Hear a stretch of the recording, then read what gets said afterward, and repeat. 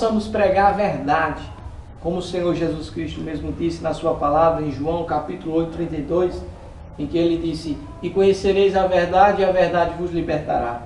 A verdade liberta, mas a mentira escraviza o homem no pecado. Vamos ler a leitura bíblica em classe, que se encontra em Gênesis capítulo 3, versículo 9 ao 15. E chamou o Senhor Deus a Adão e disse-lhe: onde estás? E ele disse: ouvi a tua voz soar no jardim, e temi, porque estava nu e escondido. E Deus disse: quem te mostrou que estavas nu? Comeste tu da árvore de que te ordenei que não comesses? Então disse Adão: a mulher que me deste por companheira, ela me deu da árvore e comi. E disse o Senhor Deus à mulher: por que fizeste isto? E disse a mulher: a serpente me enganou e eu comi.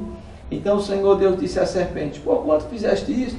Maldita serás mais que toda a fera, e mais que todos os animais do campo. Sobre o teu ventre andarás, e pó comerás todos os dias da tua vida.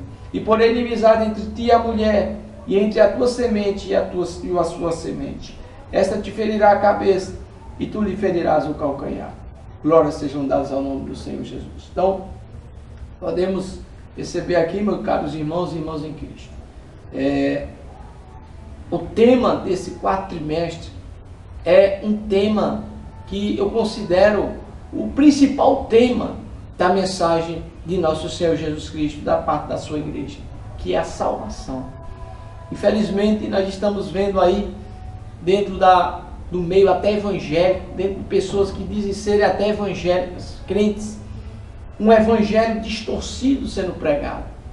Heresias, doutrinas de demônios, permissividade, as pessoas não têm mais diferença.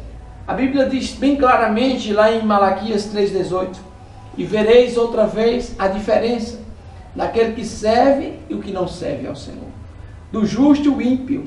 Irmãos, nós estamos vendo aí um evangelho fraco, de cristãos que não estão mais mostrando realmente o evangelho da cruz, o evangelho da renúncia, o evangelho que coloca em primeiro lugar o reino de Deus e a sua justiça, e não o reino deste mundo, porque o reino deste mundo não pertence a Deus, pertence ao diabo.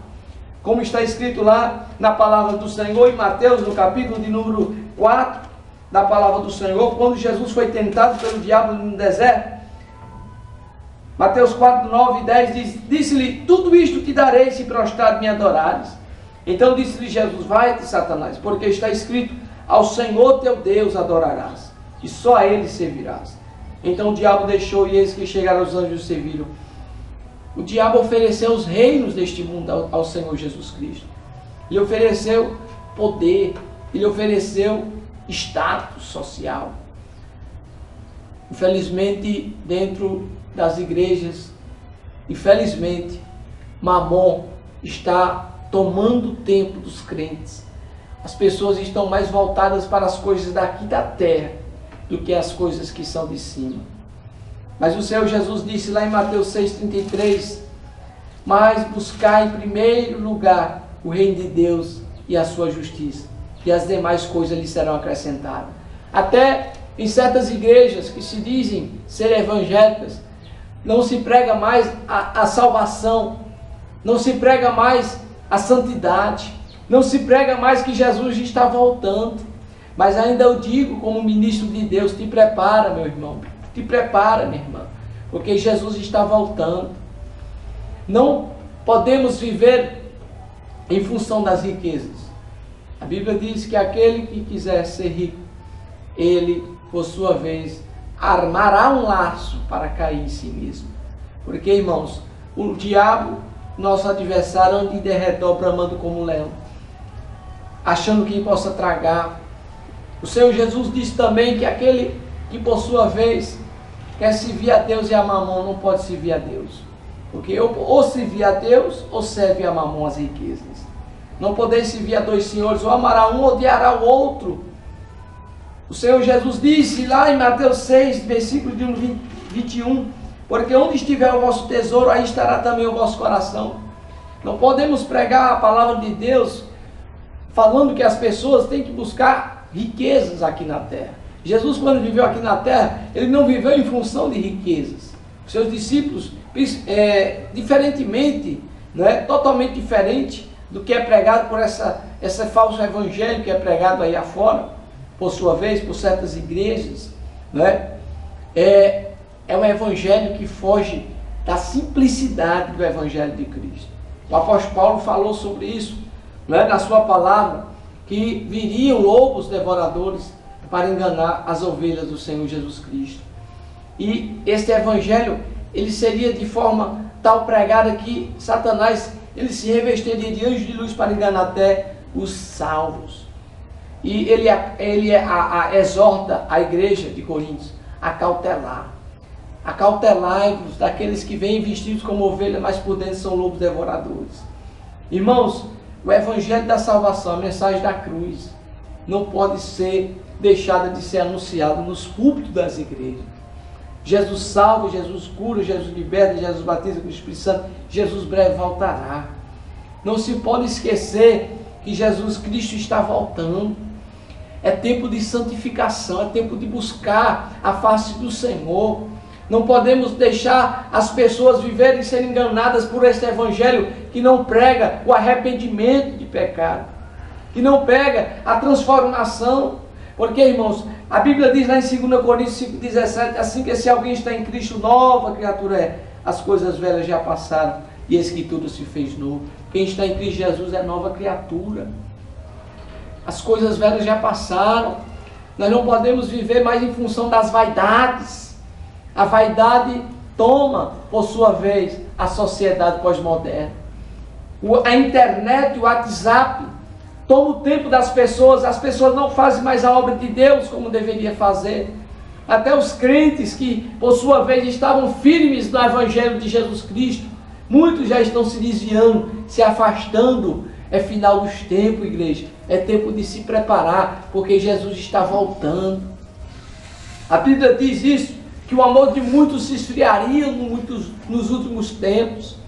Nós estamos vendo, por sua vez, almas sendo levadas pela vaidade, pessoas sendo levadas por um evangelho que tem portas largas, um evangelho que não exige renúncia, que não há diferença, se assemelha ao mundo, se assemelha às vaidades deste mundo.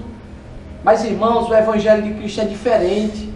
O evangelho de Jesus Cristo é o evangelho da renúncia, é o evangelho da cruz. Porque se alguém quer seguir a Jesus, renuncie a si mesmo e carregue cada dia a sua cruz. Negue-se a si mesmo.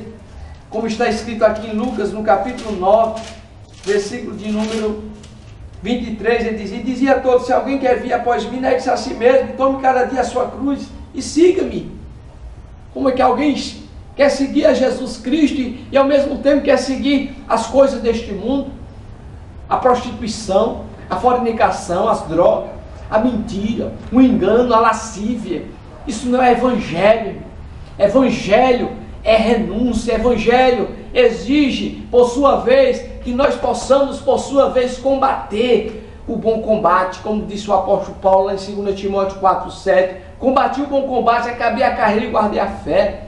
O mesmo apóstolo Paulo lá em Romanos 12:1-2 diz: e não vos conformeis com este mundo, mas transformai-vos pela renovação do vosso entendimento, para que experimenteis qual seja a boa, agradável e perfeita vontade de Deus.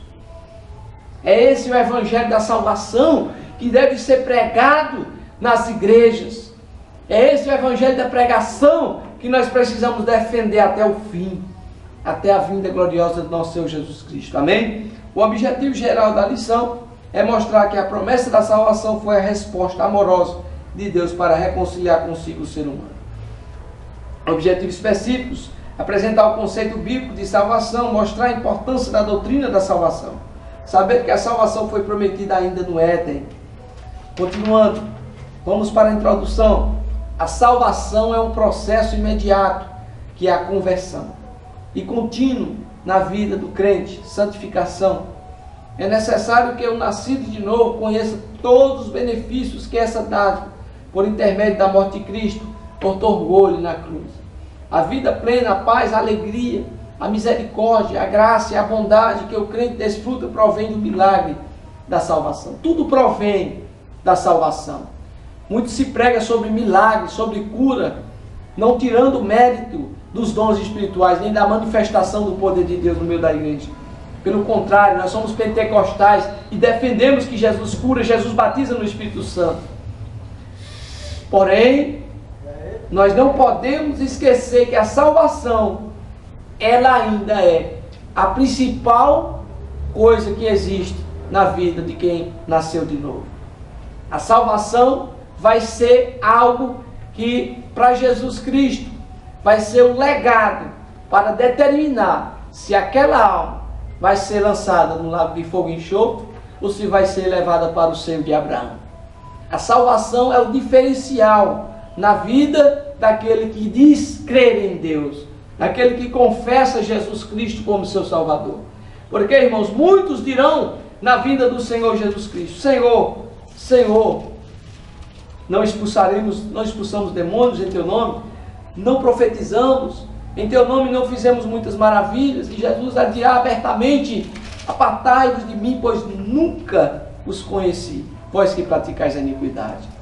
Muitos dirão no dia da vinda do Senhor: não é Senhor, Senhor, não é? Mas a Bíblia diz que nem todo que me diz Senhor, Senhor entrará no reino dos céus, mas aquele que faz a vontade de meu Pai que está no céu, aquele que faz a vontade de meu Pai que está no céu. E a vontade do Pai que está no céu para conosco é que nós possamos guardar os seus mandamentos, como está escrito lá em João capítulo de número 14 da palavra do Senhor, no versículo 15, que Jesus disse: se me amardes, guardarei os meus mandamentos. Não podemos amar a Deus sem guardar os seus mandamentos. João 14, 21 diz: aquele que tem os meus mandamentos